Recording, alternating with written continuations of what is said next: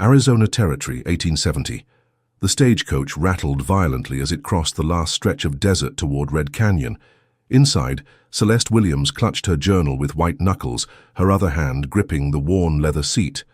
23 years old, educated in Boston, and now headed to a dusty frontier outpost, all because she believed in something as simple and profound as education for all. "First time out west, miss?" The grey-bearded man across from her smiled through tobacco-stained teeth. "Is it that obvious?" Celeste adjusted her bonnet, feeling the weight of her chestnut hair threatening to tumble down. "Fancy clothes, scared eyes." He chuckled. "Don't worry. Red Canyon ain't much, but Sheriff Monroe keeps it civilized enough." Celeste looked out at the endless landscape, red rock formations jutting toward the sky like nature's cathedrals, sagebrush scattered across the valley floor, and mountains blue with distance. Nothing like the crowded streets of Boston, nothing like home. "The children," she said, more to herself than her companion. "I'm here for the children." The old man's expression darkened. "Just be careful about which children you mean to teach, miss. Folks here don't take kindly to mixing with the natives." The stagecoach lurched to a stop before she could respond. The driver called out, "Red Canyon! Everybody out!" Stepping down into the dust, Celeste felt the dry heat hit her like an open oven. The main street stretched before her, a collection of wooden buildings baking under the merciless sun. Men in worn clothes eyed her curiously as she straightened her travel dress. "Miss Williams?" A tall man with a silver star pinned to his vest approached. "Sheriff James Monroe, welcome to Red Canyon." His handshake was firm, his blue eyes evaluating her with undisguised skepticism. "Thank you, Sheriff." She mustered her most confident smile. "I'm eager to begin teaching. Follow me, the town council's waiting." As they walked, he added, "Word of warning, we've had Apache trouble lately. Toro's band has been raiding settlements up north." Toro, war chief, means bull in Spanish. Earned the name by charging straight at a cavalry unit when he was barely 16, only one who walked away. The sheriff's voice held a grudging respect. "They say he moves like a ghost through these canyons. Even other Apache fear him." The town hall was little more than a large room with wooden benches. 5 men sat at a table, merchants, ranchers, and the local doctor by the look of them. Their expressions ranged from curiosity to outright hostility. "Gentlemen, Miss Celeste Williams from the Eastern Education Society," Sheriff Monroe announced. A silver-haired man stood. "Marcus Hawkins, Mayor of Red Canyon. We appreciate your enthusiasm, Miss Williams, but we've been discussing whether this is the right time for schooling." Celeste felt her heart sink. "I've traveled over 2,000 miles, Mr. Hawkins." "And we're grateful," another man cut in. "But with the Apache situation, precisely why education matters now more than ever," Celeste interrupted, surprising herself with her boldness. "Children need structure and knowledge, especially in uncertain times." The men exchanged glances. "The schoolhouse isn't ready," Hawkins argued. "I can teach anywhere with walls and a roof." She stood straighter. "I didn't come all this way to turn back at the first obstacle." After a moment, Sheriff Monroe nodded. "The old Miller place might work. Needs cleaning, but it's sound." "Very well," Hawkins conceded reluctantly. "You have 1 month to prove this venture worthwhile." The schoolhouse was a single-room cabin at the edge of town, dusty and abandoned. Celeste spent 3 days scrubbing floors, patching holes, and arranging benches borrowed from the church. By the 4th day, she stood outside ringing a brass bell, her heart pounding with anticipation. 12 children arrived that first morning, ages 6 to 13. Settlers' children in homespun clothes, their faces a mixture of suspicion and curiosity.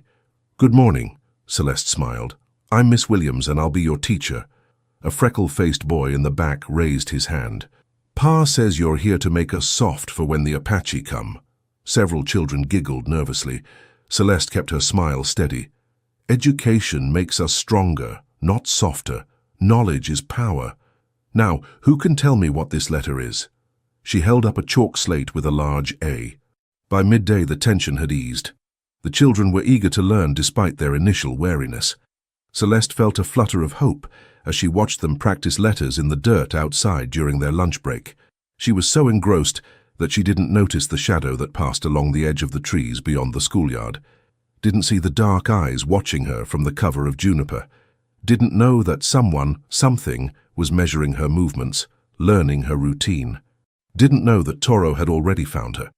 The warning came 3 weeks later, just as Celeste was beginning to feel settled. The classroom now boasted proper slates, books donated by the church, and colorful maps she'd drawn herself. 20 children attended regularly, their initial resistance melting into genuine interest. Sheriff Monroe burst through the door during arithmetic lessons, his face grim. "Class dismissed," he announced. "Children, go straight home, now." When they'd left, he turned to Celeste. "There's been an Apache attack at the Williams Ranch, 10 miles north. 3 dead." Celeste pressed a hand to her mouth. "Oh no." "Toro's band. They're moving closer." The sheriff's eyes hardened. "We're calling a town meeting. Everyone's to gather at the saloon in 1 hour." The saloon was packed, the air thick with fear and whiskey.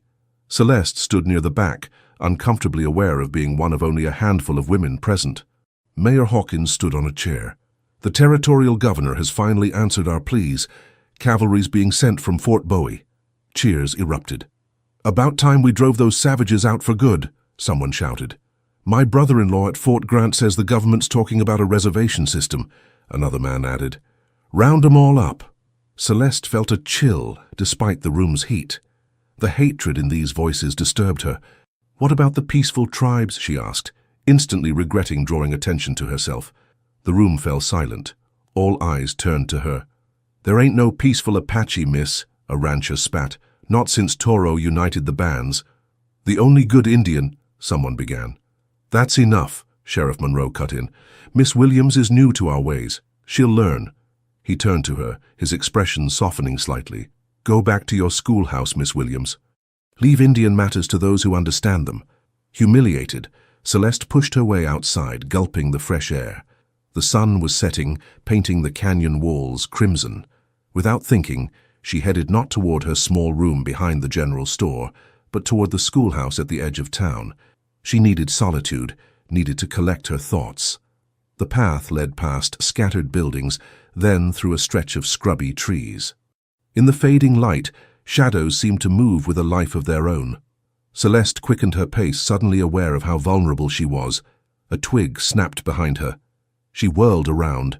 Nothing but gathering darkness. "Hello?" Her voice sounded small against the vast silence.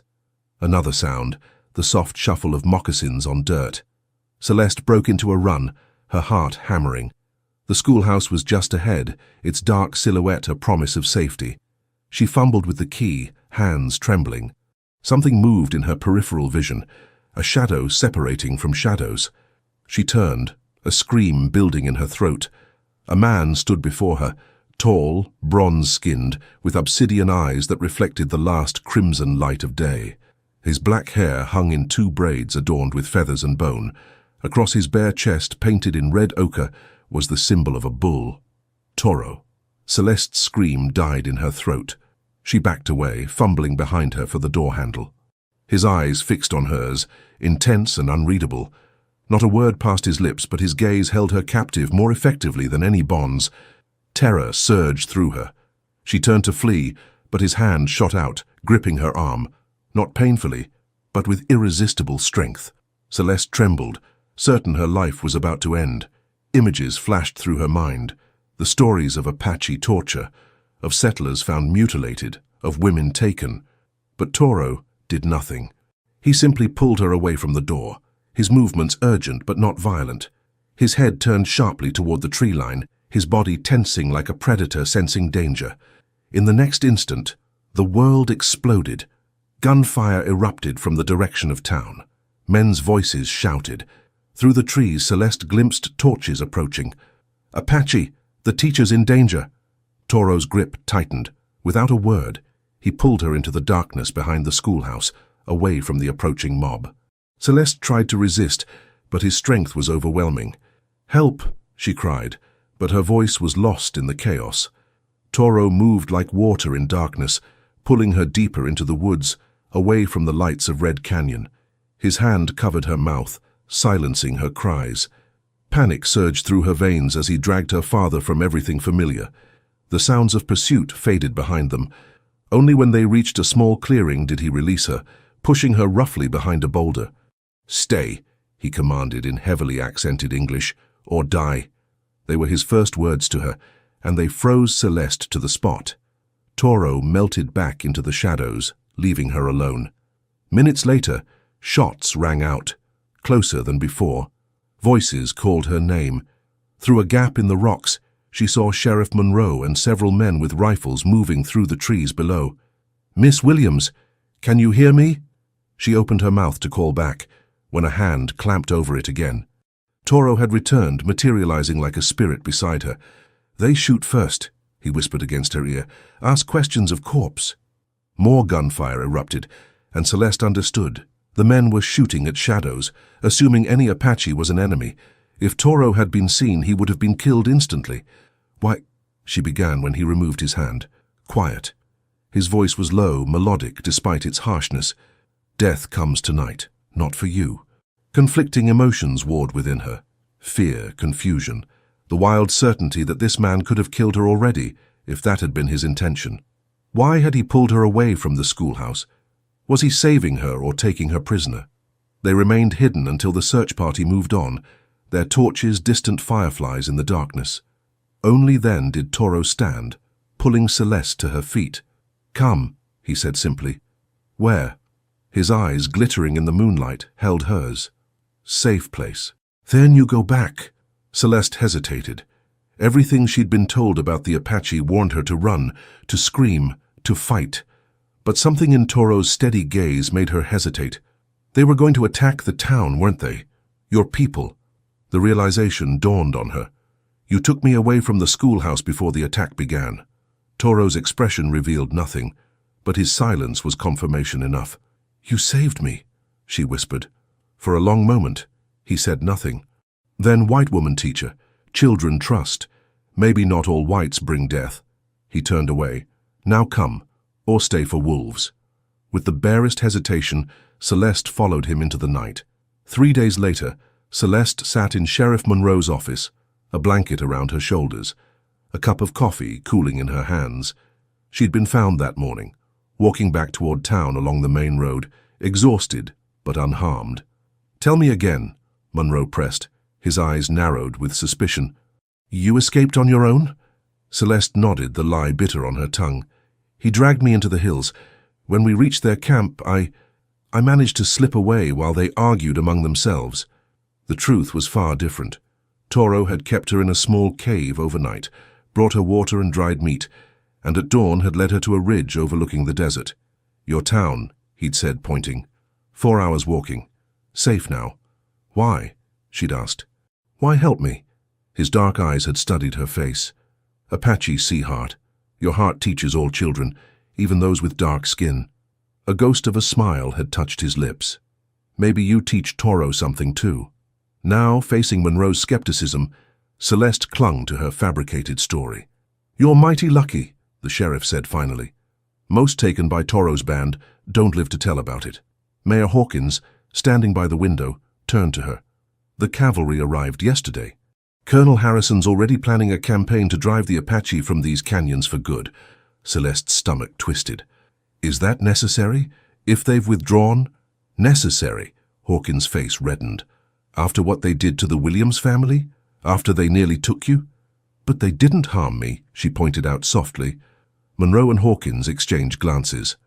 "Miss Williams," the sheriff said carefully, "sometimes captives develop confused feelings about their captors. It's common. But don't mistake an Apache's momentary mercy for kindness." Celeste knew better than to argue further. She hadn't been a captive, she'd been protected. And something in Toro's eyes when he'd spoken of teaching all children had stirred something unexpected within her. The schoolhouse had been closed during her absence. Reopening it proved harder than Celeste anticipated. Parents were reluctant to send their children with Apache devils supposedly lurking nearby. "They're scared," explained Martha Bennett, the general store owner's wife who had befriended Celeste. "The attack during the town meeting killed 2 men. Everyone's on edge." Celeste persisted, visiting families personally, assuring them of increased patrols by both the sheriff and the newly arrived cavalry. Slowly the children returned. Colonel Everett Harrison visited her classroom a week after her return. Tall and imposing in his blue uniform, He watched the children recite their lessons with a benign smile that didn't reach his eyes. "Impressive work, Miss Williams," he said afterward. "Bringing civilization to the frontier." "Thank you, Colonel. I understand you had a close encounter with the Apache." Celeste tensed. "I was fortunate." "Indeed." Harrison stroked his mustache. "I'd like to hear more about your experience. Perhaps over dinner?" Something about his manner, too smooth, too practiced, set Celeste on edge. Still, refusing might raise suspicions. "That would be acceptable, Colonel." Dinner was served at the small hotel where Harrison had established his temporary headquarters. The colonel proved to be well-educated and charming, but beneath his polished exterior, Celeste sensed a cold calculation. "The Apache problem requires a permanent solution," he explained, cutting his steak precisely. "These lands hold mineral wealth, farming potential. Progress can't be held hostage by savages." "They were here first," Celeste ventured. "Surely there's room enough." Harrison's smile tightened. "My dear Miss Williams, that thinking is precisely why the Indian problem persists. Sentimentality has no place on the frontier. Is it sentimental to value human life?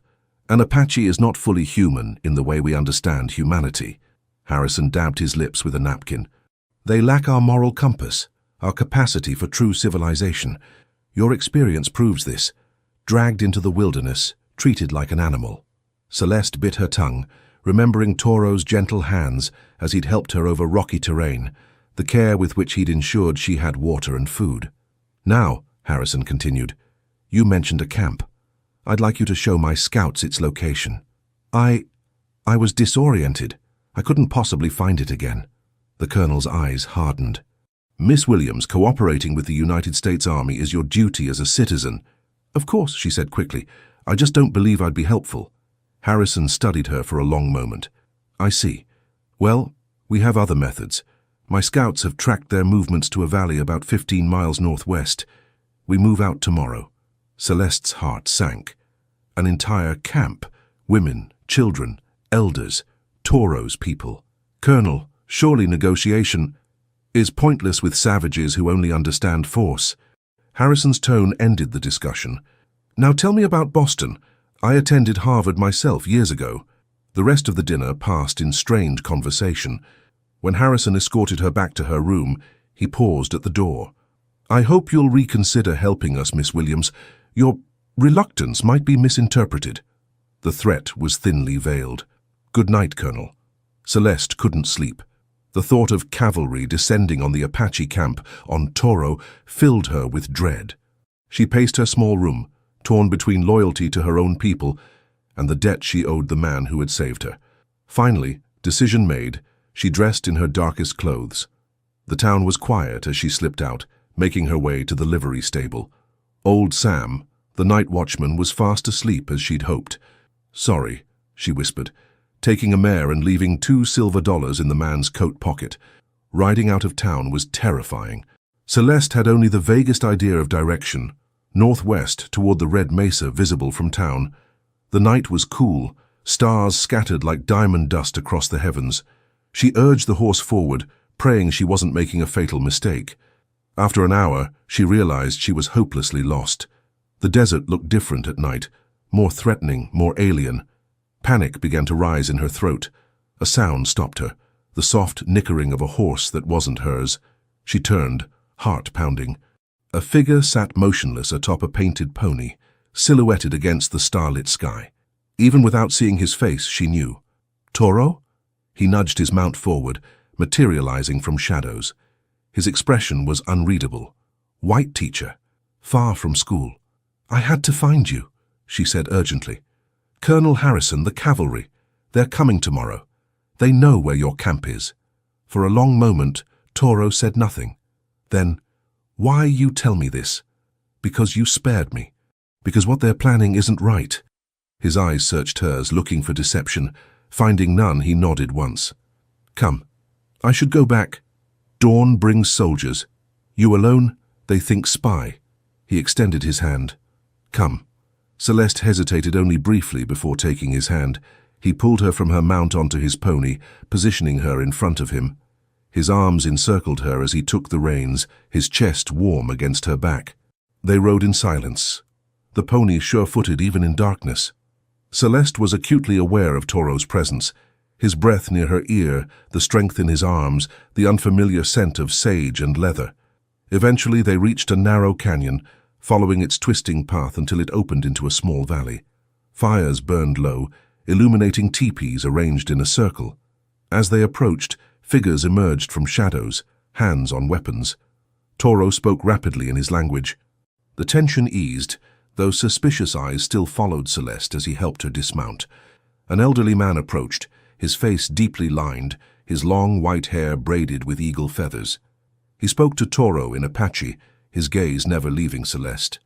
"My grandfather, White Hawk," Toro explained. "Medicine man, chief of people." Celeste bowed her head respectfully. "Please tell him I come with warning. The soldiers know of this place." Toro translated. The old man's eyes widened, then narrowed. He responded at length. "He asks why white woman helps Apache." "Because it's right," she said simply. More words were exchanged, voices rising.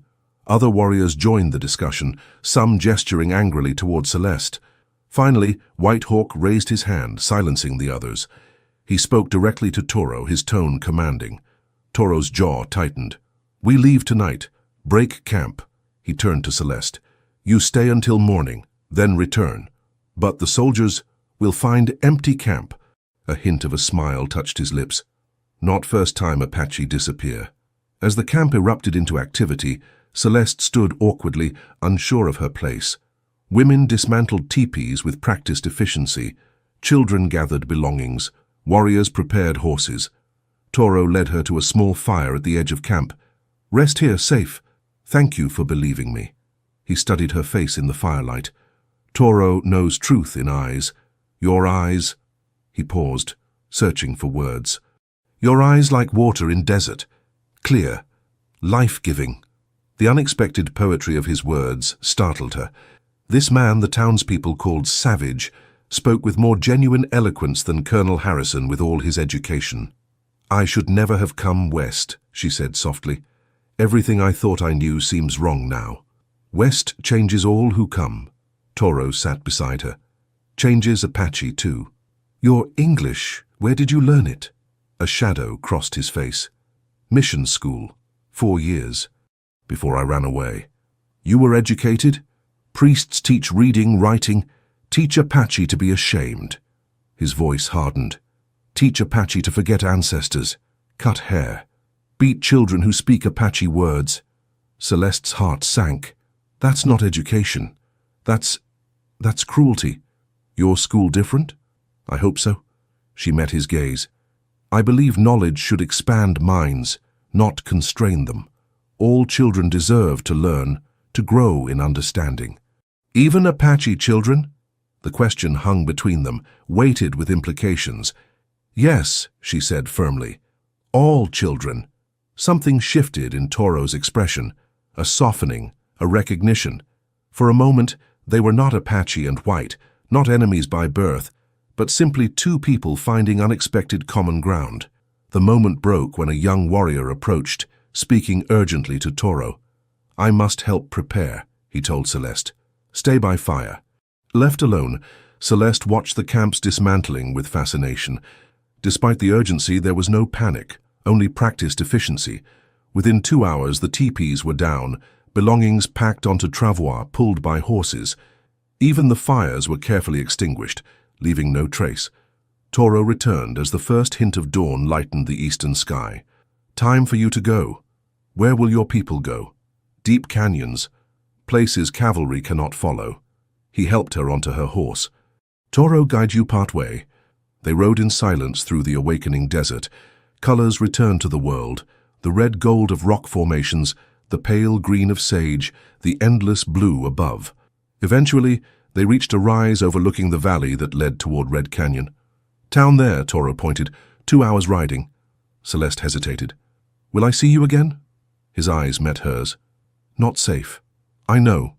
But she struggled to understand her own feelings. This man should terrify her. Yet something about his quiet dignity, his unexpected gentleness drew her. Toro must lead people to safety. He reached out, his fingers barely brushing her cheek. "But remember's teacher, with eyes like water. The touch sent warmth through her. Without thinking, she caught his hand, holding it against her face for a moment. "Be safe," she whispered. Something flared in his eyes. Surprise, then something deeper. He withdrew his hand slowly. "Go now. Tell no one you helped Apache." She nodded, understanding the danger for both of them. With a final look at the warrior who had twice saved her, Celeste turned her horse toward Red Canyon, her heart torn between two worlds that had never seemed further apart. Colonel Harrison's rage was fearsome to behold. The cavalry had returned empty-handed, finding only cold ashes where the Apache camp had been. "They were warned," he snarled during the emergency town meeting. "Someone betrayed us." His eyes scanned the gathered townspeople, lingering momentarily on Celeste. She kept her expression neutral, though her heart pounded. "I want every stranger, every drifter questioned," Harrison ordered Sheriff Monroe. "Check the Mexican workers at the ranches, too." "Yes, sir. And double the patrols, they can't have gone far." For 2 weeks, tension gripped Red Canyon. Cavalry soldiers patrolled the streets. Suspicious glances were cast at anyone who seemed different. Celeste threw herself into her teaching, trying to maintain normalcy for the children, but she felt the weight of her secret growing heavier. Martha Bennett noticed her distraction. "You're not sleeping well," she observed one afternoon as they arranged books in the schoolhouse. "Just busy with lessons," Celeste deflected. Martha wasn't fooled. "It's more than that. Ever since your ordeal, you've changed." "Wouldn't anyone?" "Perhaps." Martha hesitated. "There are rumors, Celeste." Celeste's hand stilled. "What rumors?" "That you weren't exactly a prisoner with the Apache. That you sympathize with them." "That's absurd." "Is it?" Martha's kind face showed concern, not accusation. "You've questioned the cavalry's methods openly. You suggested teaching native children at the last town council. Education benefits everyone." "I agree," Martha said quickly. "But others don't. Colonel Harrison has been asking questions about you, about your movements that night." Cold fear gripped Celeste. "What have you told him?" "Nothing, because I know nothing." Martha lowered her voice. "But Celeste, if there's something you're not saying, I'm your friend. You can trust me." Could she? Celeste wanted desperately to share the truth with someone, about Toro's kindness, about warning the camp, about the connection she'd felt with a man she should, by all accounts, fear. But Martha was married to a rancher who had lost cattle to Apache raids. Her loyalty ultimately was to her community. "There's nothing to tell," Celeste said firmly. "I escaped, that's all." Martha looked unconvinced, but nodded. "Just be careful. These are dangerous times for those who don't choose sides clearly." That evening, a knock at Celeste's door startled her. She opened it to find Colonel Harrison, immaculate in his uniform despite the late hour. "Miss Williams, may I come in?" Proper etiquette dictated she refuse.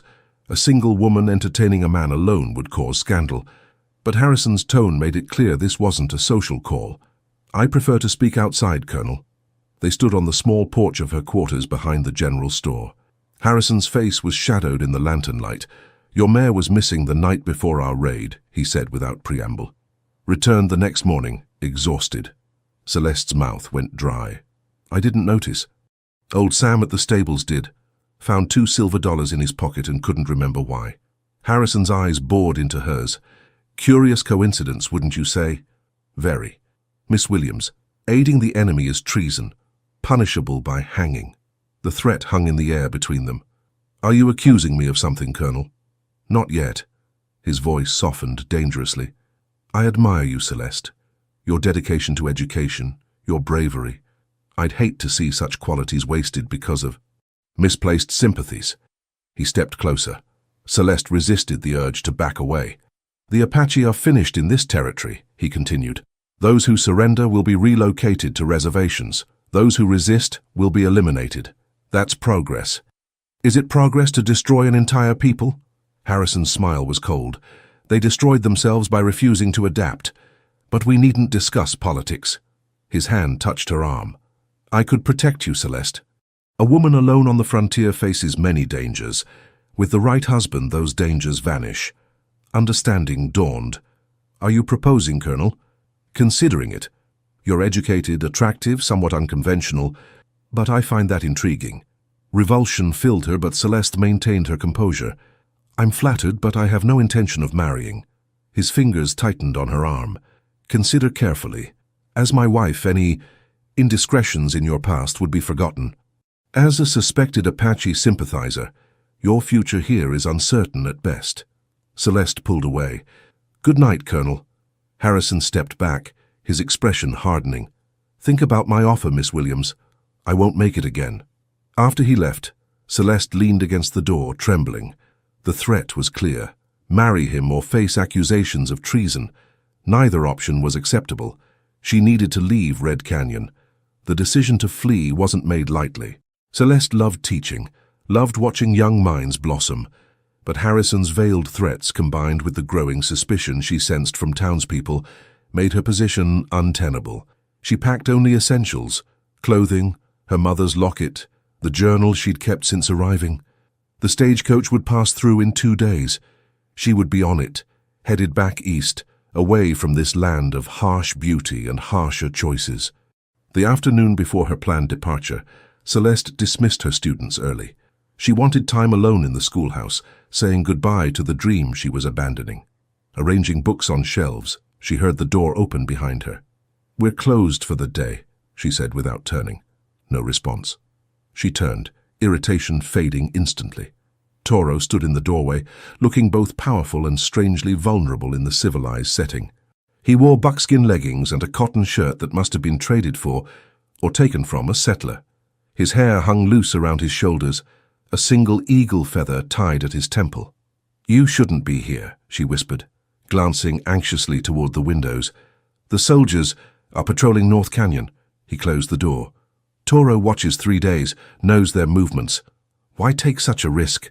He moved toward her, his moccasins silent on the wooden floor. To see Teacher with eyes like water, her heart quickened. "Toro, white men come to your door at night," he said abruptly. "Man with yellow hair on face." She blinked in surprise. "You've been watching me?" "Protecting," he corrected. "Yellow hair man threatens?" "Colonel Harrison." "Yes, in a way." She hesitated. "He knows I warned your people. He wants me to marry him in exchange for his silence." Anger flashed in Toro's eyes. "You become his woman?" "Never," she said firmly.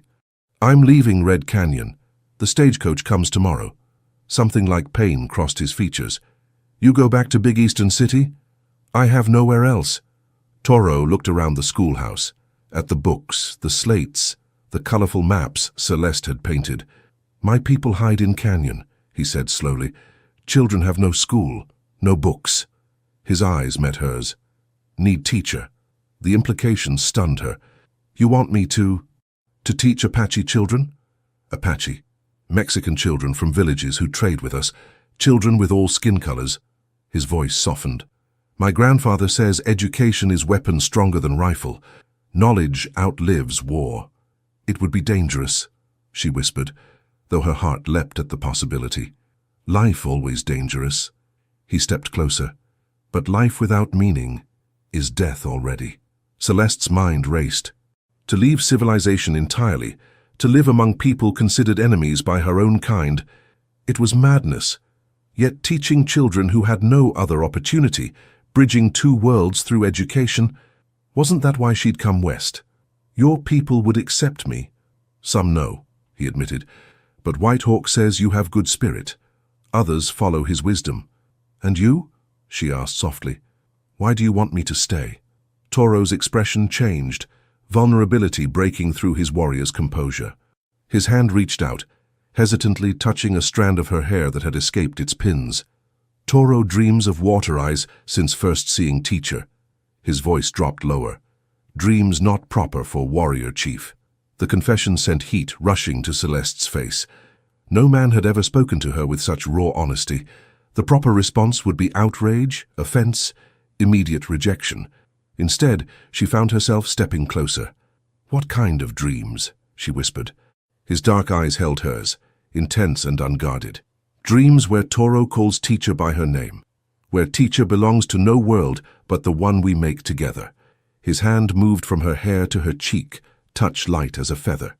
"Dreams where Teacher says she is mine." The words hung between them, dangerous and exhilarating. Everything Celeste had been raised to believe told her to pull away. This man was from another world, another culture, an enemy of her people. Yet standing before him, feeling the gentle strength in his touch, she recognized a deeper truth.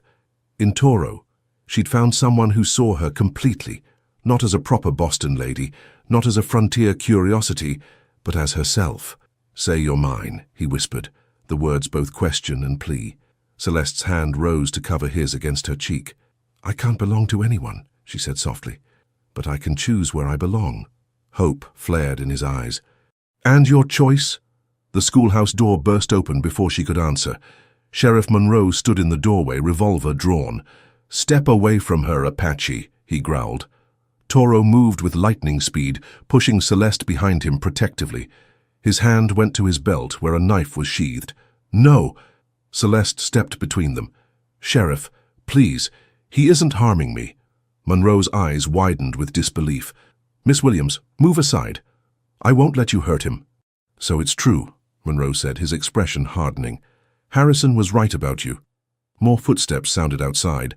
The cavalry had been alerted. Toro spoke urgently in her ear. "Back door. Go to Split Rock past Creek. Wait there." "I won't leave you." "Go," he insisted. Toro follows. The sheriff advanced, gun steady. "Miss Williams, I'm placing you under arrest for aiding the enemy." With no time to argue, Celeste made her decision. She bolted for the back door as Toro launched himself at the sheriff. The sounds of struggle followed her as she ran into the gathering dusk, her heart pounding with terror, not for herself, but for the warrior who had risked everything to see her again. The Split Rock was a distinctive formation at the edge of a dry creek bed, about a mile from town. Celeste waited there as shadows lengthened, jumping at every sound. Had Toro escaped? Was he captured? Killed? The thought of him dying because of her was unbearable. An hour passed, then another. Night fell completely, stars emerging above the desert landscape. Still, she waited, hope fading with the light. A soft whistle, like a night bird but not quite natural, came from the darkness. Celeste held her breath. Toro emerged from shadows, moving stiffly. Blood darkened one sleeve of his shirt. "You're hurt," she gasped, rushing to him. "Small wound." He grimaced. "Sheriff fights well for white man." "Did you—" She couldn't finish the question. "Sheriff lives, sleeps now." His expression was grim. "But soldiers search, soon find trail." "This is my fault," Celeste said miserably. "If I hadn't hesitated, no regrets." Toro's hand cupped her face. "Choice still remains. Come with Toro now, or return to your world." "They'll hang me if I return," she said softly. "Colonel Harrison will see to it." "Then no choice." "There's always a choice." Celeste straightened her shoulders. "And I choose to go with you. Not because I must, but because I want to." For the first time, she saw Toro smile fully, a transformation that made him startlingly handsome, almost boyish, despite his warrior's bearing. "Then come. Long journey tonight." He led her to where two horses waited, hidden in a stand of junipers. Helping her mount, he winced as the movement strained his injured arm. "Let me see that wound first," she insisted. Reluctantly, he allowed her to examine his arm. The cut was long but not deep. Sheriff Monroe's knife had sliced rather than penetrated. Celeste tore a strip from her petticoat, binding the wound tightly. "This will have to do until we reach your people." Toro watched her work, his expression thoughtful. "Teacher good with healing too. Basic nursing was part of my education." She tied off the bandage. "Though I'm better with books than wounds." They rode through the night, following game trails and dry washes where hoofprints wouldn't show. Toro led them through narrow canyons and over rocky ridges where no cavalry patrol would venture. By dawn, they had traveled far from Red Canyon, deep into territory few white people had seen. "Rest here," Toro said, helping her dismount in a small box canyon. A spring bubbled from rock, creating a tiny oasis of greenery. Safe place? Apache sacred ground. Exhausted, Celeste sank onto a blanket he spread beneath a cottonwood tree. The events of the past day caught up with her, her planned departure, Toro's appearance, their flight, and the irrevocable choice she'd made. "What happens now?" she asked as he gathered wood for a small fire. "2 more days riding to reach people. He worked methodically despite his injury. Then you see if Apache life suits teacher from Boston. The question hung between them. Could she truly adapt to a life so different from everything she'd known? Would his people accept her, or would she forever be an outsider? And what of the growing feelings between them, feelings that crossed boundaries of culture, race, and everything she'd been taught was proper? As if reading her thoughts, Toro sat beside her. Teacher fears future. Wouldn't you in my place? He considered this. Fear is wisdom sometimes, but fear cannot rule heart. And what does your heart say? She asked softly. His eyes held hers. That Toro found treasure worth more than gold in white teacher, that spirits of ancestors guided our paths to cross. He touched her cheek gently. That Toro dreams of calling Celeste his woman, but only if she dreams same dream. The use of her name, the first time he'd spoken it, sent a shiver through her. I barely know you, she whispered. Know enough for first step on long road, he countered. The rest of knowing comes with walking together. His simple wisdom struck a chord within her. She'd spent her life following prescribed paths, proper education, proper behavior, proper goals. Yet here, with this man deemed a savage by her society, she felt more authentic than she ever had before. What would it mean, she asked carefully, to be your woman? Among Apache, man and woman choose each other freely. No ownership, like white man's marriage. Partnership. His eyes were serious. Man protects, provides. Woman nurtures, keeps wisdom. Both teach children, both decide together. And if I wanted to teach all children, not just our own? His smile returned. Then Toro helps build school in new camp. White Hawk already says education is future for Apache to survive. The thought filled her with unexpected joy. A school where Apache children could learn without being forced to abandon their culture, where knowledge could bridge worlds rather than destroy them. I think, she said slowly, that I would like to try walking that road with you. His hand found hers, strong fingers intertwining with hers. Then rest now. Journey continues when sun falls. As Celeste drifted into exhausted sleep, her head resting against Toro's shoulder, she realized she had never felt more free, more purposeful, than in this moment of choosing a path that would scandalize everyone she had ever known. The Apache winter camp lay hidden in a deep canyon, where sheer rock walls provided shelter from harsh winds and unwelcome eyes. When Celeste and Toro arrived after their arduous journey, they were met with mixed reactions: curiosity, suspicion, and in some cases outright hostility. White Hawk, however, welcomed Celeste with dignity. The elderly chief, speaking through Toro's translation, expressed gratitude for her warning about the cavalry raid. My grandfather says your spirit walked true path when many white spirits walk crooked, Toro explained. He gives blessing for you to stay, to teach children. Not everyone shared the chief's acceptance. Dancing Fox, a striking young woman who Celeste quickly realized had expected to become Toro's wife, watched her with undisguised contempt. Several warriors muttered among themselves, casting suspicious glances. They think I bring soldiers, Celeste whispered to Toro. Some fear change, he acknowledged. Toro must prove white teacher brings good medicine, not bad. The first weeks were difficult. Celeste struggled to adapt to Apache ways, sleeping in a teepee, eating unfamiliar foods, learning the intricate social protocols of the tribe. She worked tirelessly to earn trust, helping the women with daily tasks while beginning rudimentary English lessons for the children. Gradually, barriers began to fall. Her medical knowledge proved valuable when several children developed fevers during a cold snap. Her willingness to learn Apache words and customs demonstrated respect that slowly won over the skeptics. Through it all, Toro remained her steadfast supporter, though propriety kept them apart at night. He was, she discovered, not just a fearsome warrior, but a respected leader, thoughtful in counsel, fair in judgment, devoted to his people's welfare.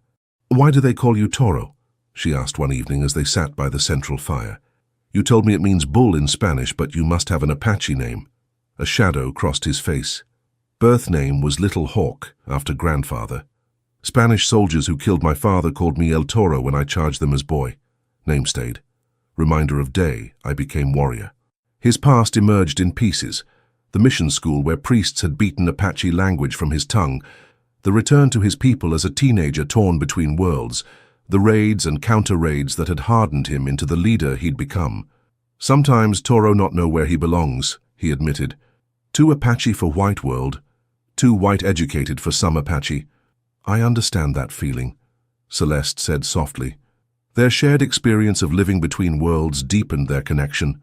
During the day they worked separately, Toro leading hunting parties or negotiating with Mexican traders, Celeste teaching children and assisting the women. But evenings were theirs, sitting together at the edge of camp, sharing stories, building understanding. One night, as they watched stars emerge above the canyon walls, Toro took her hand.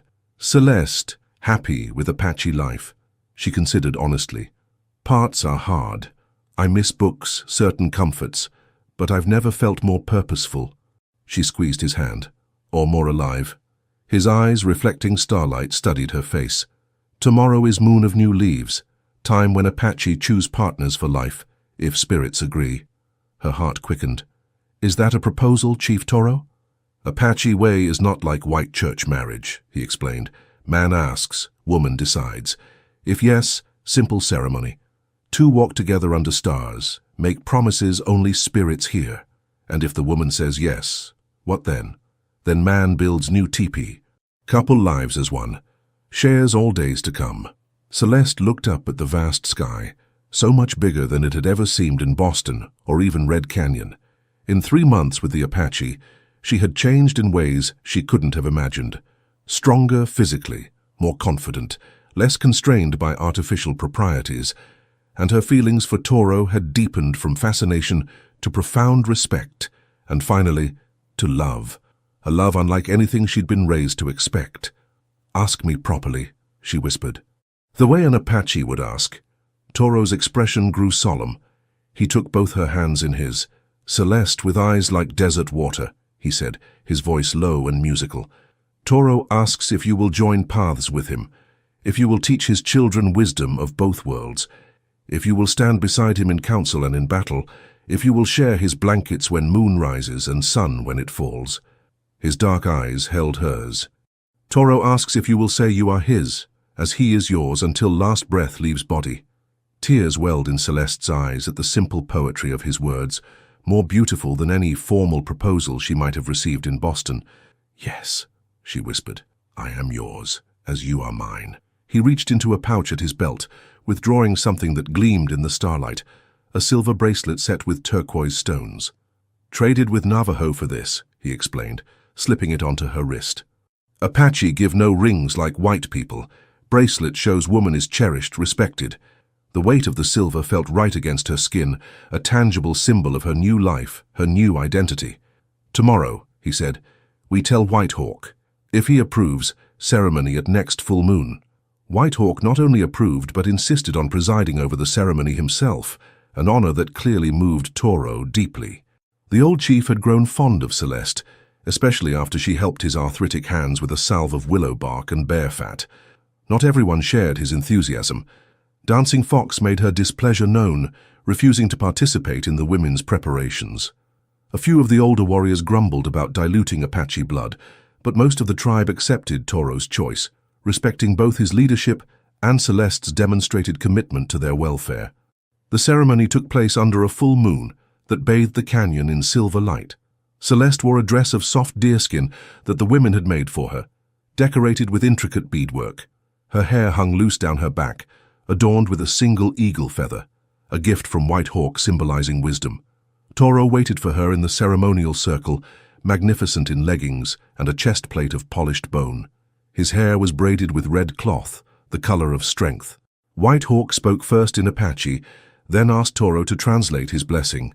2 rivers from different mountains joined to make one stronger river. 2 souls from different worlds joined to make one stronger spirit. The old chief sees wisdom in this union. The ancestors approve, the future becomes possible. Following tradition, Toro and Celeste walked together to the edge of camp, where they would exchange private vows beneath the stars. As they left the circle, the tribe began a celebration that would continue through the night. Drums, singing, feasting on a successful hunt. Alone at last on a high ledge overlooking the moonlit desert, Toro took Celeste's hands. Now we speak truth to each other, he said softly, words that bind more strongly than any ceremony. Celeste's heart overflowed with emotion. 3 months ago, she had been a proper Boston schoolteacher, venturing west with naive idealism. Now she stood under an Arizona moon, binding her life to a man her society called enemy. Yet never had she felt more certain of any decision. "I promise to walk beside you through all seasons," she began, the words coming from her heart rather than any tradition. "To learn your ways while sharing mine, to honor your people as my own, to face whatever dangers come with courage." Her voice softened. "And to love you, Toro, with everything I am, mind, body, and spirit, until death and beyond." His eyes shone with unexpected moisture. "Celeste," he said, his voice rough with emotion, "I promise to protect you, but never cage you, to listen to your wisdom and share my strength, to honor the courage that brought you to my world, to build a life where neither of us must forget who we are to become who we can be together." He touched her cheek gently. "And to love you as the desert loves rain, completely, desperately, eternally." Their lips met in a kiss that sealed their vows, tentative at first, then deepening with the passion they had held in check for so long. When they finally parted, breathless, Toro rested his forehead against hers. "Now, you are truly mine," he whispered. "And you are mine," she answered. That night, in the new teepee the tribe had helped prepare, they discovered each other fully at last, two worlds merging, differences celebrated rather than erased, a union that defied everything society said was impossible. Spring blossomed into summer. Celeste's school grew from a few hesitant students to nearly 30 children, Apache, Mexican, even 2 half-white children from a nearby trading post. With Toro's help, she created a curriculum that honored Apache traditions while teaching reading, mathematics, and natural sciences. Whitehawk often sat at the back of the open-air classroom, nodding approval as his grandchildren learned to navigate both worlds. "My grandfather says you bring strong medicine," Toro told her one evening, as they watched the sunset from their favorite ledge. "Medicine of mind that may help Apache survive when rifles cannot." Celeste leaned against his shoulder, content in a way she'd never imagined possible. "And what does my husband say?" His arm tightened around her. "That Toro is richest man in all territories, with treasure no gold can buy." Their happiness seemed complete until the day the scouts brought warning. Cavalry soldiers were moving through the canyons, led by Mexican trackers skilled in finding hidden paths. "Harrison," Celeste whispered, when Toro brought the news. He never stopped searching. The tribal council gathered immediately. Options were few: stay and fight, risking annihilation, flee deeper into the mountains, abandoning their carefully cultivated gardens and hunting grounds, or split up, making capture more difficult but weakening their collective strength. Whitehawk, whose health had been failing, spoke at length. When he finished, the council fell silent. "My grandfather says we cannot run forever," Toro translated for Celeste. "Territory shrinks. Game grows scarce. Apache must find new way or vanish like morning mist." "What way?" she asked. Toro's expression was troubled. "Treaty, reservation. If terms protect some Apache lands, some freedom." The idea was revolutionary and deeply controversial. Half the warriors stormed from the council in protest. Even those who remained argued fiercely. In their teepee that night, Toro confided his struggle. "Warrior in me wants to fight until last breath. Leader in me sees dying people if we continue." His eyes sought hers in the dim light. What would teacher with white knowledge advise? Celeste chose her words carefully. "The government won't stop. There will always be more soldiers, more settlers." She took his hand. "But surrender means death of spirit. Perhaps there's a middle path. Negotiation from strength with terms that preserve dignity and some freedom. Harrison will not negotiate with Apache." "No," she agreed. "But there are others with authority. Indian agents, territorial governors. If Whitehawk and other chiefs united, requested formal talks." Hope flickered in Toro's eyes. "You would help arrange this?" "I would try," she hesitated. "But Toro, I would be risking both our lives. If I approach the authorities, I'll be arrested as a deserter at best, a traitor at worst. And if we do nothing, more die." He stroked her cheek. "This is why spirits brought Boston teacher to Apache warrior. to build bridge where none existed. After days of tense discussion, a plan emerged. Celeste would approach James Monroe, not Colonel Harrison, with a proposal for peace talks. The sheriff, though prejudiced, had shown fairness in the past. He might listen where others wouldn't. "I should go alone," Celeste insisted during the final council. "If Toro is seen, they'll shoot first and ask questions never." "No." Toro's tone brooked no argument. Husband and wife faced danger together. In the end, they compromised. Toro would accompany her to the outskirts of Red Canyon, then wait while she approached Monroe alone. If she didn't return by nightfall, he would know the mission had failed, and what that likely meant for her fate. The journey was tense, every sound potentially a cavalry patrol. They traveled at night, rested hidden during daylight. Finally, they reached the ridge overlooking Red Canyon. The town had grown in the 6 months since Celeste's departure. New buildings lined the main street. A proper church steeple rose near the center. "Remember," Toro said as they prepared to part, "if danger comes, forget mission. Run to meeting place. Toro waits until moon sets, then comes for you." "I'll be careful." She touched his face, memorizing every line. "Trust me." His kiss was fierce, almost desperate. Always. Celeste approached Red Canyon from the east, where the stagecoach road entered town. She wore a simple dress borrowed from a Mexican trading family, allied with the Apache. Less conspicuous than buckskins, though still far from the fashionable attire she'd once worn. The town seemed eerily unchanged, yet utterly different through her new perspective. The general store where she'd lived, the schoolhouse she'd established, the church where she'd attended services, all familiar, all now belonging to another life. She located the sheriff's office easily. Taking a deep breath, she pushed open the door. James Monroe looked up from his desk, expression shifting from irritation to shock. "Miss Williams?" He stood so abruptly his chair toppled backward. "Good heavens! Sheriff Monroe!" She remained by the door, alert for any sudden movements. "I've come to talk." His hand moved toward his gun belt. "Please," she said quickly. "I'm alone and unarmed. I come with a proposal that could end bloodshed." Monroe's weathered face revealed conflicting emotions, suspicion, curiosity, and something like relief.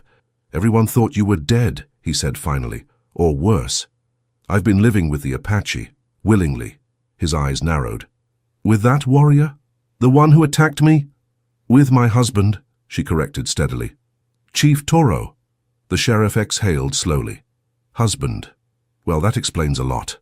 He righted his chair, gesturing for her to sit opposite him. "You're taking an almighty risk coming here, Miss Williams, or whatever you call yourself now. Colonel Harrison has standing orders to arrest you for treason. Is the colonel still in Red Canyon?" "No. Got reassigned to Fort Apache 3 months back. Still hunts your husband, with a passion that's almost personal." Relief flooded through her. Harrison's absence improved their chances significantly. "Sheriff, I've come on behalf of White Hawk, head chief of the Central Apache bands. He proposes peace talks." Monroe's eyebrows rose. "That's unexpected. The Apache aren't fools. They see what's happening across the territories.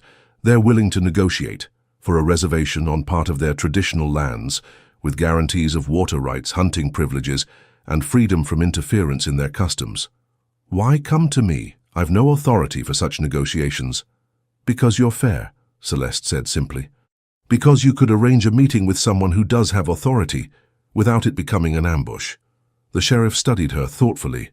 "You've changed, Miss Williams, in many ways, and you truly believe in this arrangement you've made, living with the Apache, married to their war chief."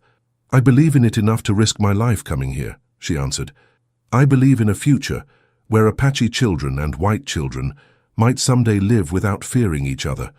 Monroe was silent for a long moment. Then he sighed heavily. "There's a new Indian agent in Tucson, reformer type. Talks about humane treatment and peaceful coexistence. Might be receptive to such a proposal." Hope surged within Celeste. "You'll help arrange a meeting?" "I'll consider it." He leaned forward. "But first, you need to understand your situation. Legally, you're a fugitive. Morally, according to most folks around here, you're a race traitor." His expression softened. "But personally, I think you're either the bravest or the craziest woman I've ever met." "Perhaps both," she smiled faintly. Wait here. Monroe stood. I need to think, and you need to stay out of sight until I decide what to do. He locked her in his office, which was both concerning and reassuring. She was neither free nor immediately arrested. Through the window, she watched the familiar rhythms of Red Canyon's afternoon. Shoppers at the general store, children playing, men gathering at the saloon. A world she had once belonged to, now as foreign as Mars. Hours passed. Celeste fought against growing anxiety. If she didn't return by nightfall, Toro would worry, might even attempt a rescue that could prove fatal. Finally, the door unlocked. Sheriff Monroe entered with another man, older, distinguished, with kind eyes behind wire-rimmed spectacles. Miss Williams, this is Judge Franklin Prescott, circuit judge for the territory, and more importantly, brother-in-law to that Indian agent I mentioned. The judge studied her with open curiosity. Sheriff Monroe has told me your extraordinary story, young lady. I must say, in 30 years on the bench, I've never encountered anything quite like it. Is that good or bad, Your Honor? That depends on whether your Apache chief is sincere about peace talks. Prescott sat across from her. I've seen too many broken treaties, too many promises made only to gain time or advantage. White Hawk gives his word. So does Toro. The warrior who escaped custody, injured the sheriff, and allegedly kidnapped you. Prescott raised an eyebrow. He never kidnapped me, Celeste said firmly. I chose to go with him. As for the rest, there was no other way for him to escape with his life. The judge and sheriff exchanged glances. You understand, Prescott said carefully, that arranging such talks would put my own reputation at risk. If this were a trap, it isn't. I stake my life on it. That's precisely what you're doing. The judge sighed. Very well. I'll write to my brother-in-law tonight. A preliminary meeting could be arranged within a fortnight. Small groups only. The agent, myself, perhaps the sheriff here. On the Apache side, the chief, your husband, and yourself as translator. Relief flooded through Celeste. Thank you, Your Honor. Don't thank me yet. Prescott's expression was grave. Even if these talks succeed, and that's a significant if, your personal situation remains complicated. You've violated numerous laws and social conventions. I'm prepared to face the consequences. Are you? The judge studied her. Are you prepared never to return to white society? Because that's likely what this choice means. The question gave her pause, not because she doubted her decision, but because she realized she'd already made peace with its implications. My place is with my husband and his people, she said simply. If that means exile from my former world, so be it. Something like respect flickered in Prescott's eyes. Sheriff, I believe Miss Williams, forgive me, Mrs. Toro, she supplied. Though among the Apache, women keep their own identity. Mrs. Toro, then, I believe she should be allowed to return to her people with our proposal. Her presence here only increases risk to all parties. Monroe nodded reluctantly. I'll escort her to the edge of town after dark. There's one more thing, Celeste said. My husband is waiting nearby. He'll be worried if I don't return by nightfall. Your Apache is here? Monroe's hand moved instinctively toward his gun. Not in town. Watching from the ridge. She met his eyes steadily. He wouldn't let me come alone, Sheriff. Would you let your wife walk into danger unprotected? After a moment, Monroe's hand fell away from his weapon. No, he admitted. I suppose I wouldn't. As promised, the sheriff escorted Celeste out of town after sunset. They rode in silence until reaching the stand of cottonwoods marking the eastern boundary. This far enough? Monroe asked. Yes. Thank you. He hesitated. For what it's worth, I hope this works. Too many have died already. On both sides, she agreed softly. Be careful, Miss Williams. The path you've chosen... He shook his head. Just be careful. Celeste watched him ride back toward town before turning toward the ridge where Toro waited. Her heart was lighter than it had been in weeks.